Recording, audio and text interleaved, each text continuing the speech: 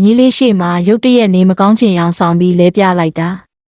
မြေးလေးကအနားကိုပြေးလာပြီးထုပေးဖို့ကြိုးစားတယ်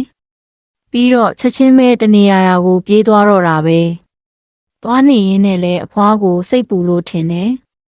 နောက်လှည့်ကြည့်နေပေါ့လေကားထစ်တွေကိုလည်းဟုတ်ချစ်နဲ့တရွေ့သတိထားပြီးတက်သွားပြီးတော့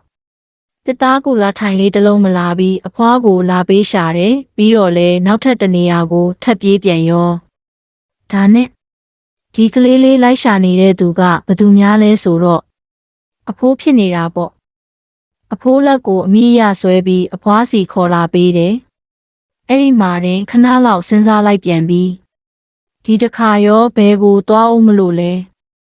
မိဖို့ချောင်ထဲကိုအပြေးလွှားသွားပြီးတော့ဖန်ခွက်တစ်လုံးကိုယူရပြီးတော့ရေစစ်ဆက်ကနေရေခတ်ပြီးအဖွားကိုတိုက်ဖို့ယူလာပေးတာကိုရိုးလေးပဲစဉ်းစားကြည့်ပါဦးဒီလောက်လိမ်မာပြီးညံကောင်းတဲ့ကလေးလေးဒီကဘာမှာရှိပါဦးမလားရှင်